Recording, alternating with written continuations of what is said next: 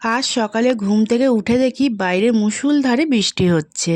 তোমাদের ওখানে কি বৃষ্টি হচ্ছে কমেন্টে জানিও। সকালে উঠেই ফ্রেশ হয়ে কিছুক্ষণ দাঁড়িয়ে বৃষ্টি দেখলাম, তারপর খুব খিদে পেয়ে গেছিল, তাই চিড়ে ভাজা খেয়ে নিলাম।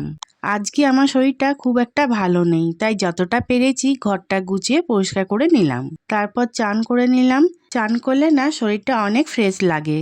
বাইরে যেহেতু সারাদিন বৃষ্টি হচ্ছিল, তাই ঘরেতেই সব কাপড় ধুয়ে মেলে দিলাম। তারপর একটু জল খেয়ে নিলাম আর দুপুরে একটু তাড়াতাড়ি লাঞ্চ করে নিলাম। আজকের লাঞ্চ ছিল একেবারে সিম্পল, ভাত, আলু ভাতে আর ডাল। খেতে খেতে ছোটবেলার কথা খুবই মনে পড়ে গেছিল। আমার মা না ছোটবেলায় ভাতগুলো গোল গোল করে মেখে আমাকে খাইয়ে দিত।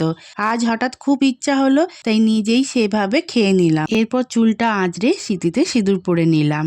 শরীরটা ভালো না থাকায় আজ বেশি ভিডিও করতে পারলাম না। সবাই ভালো থেকো, আবার দেখা হবে পরের ব্লগে।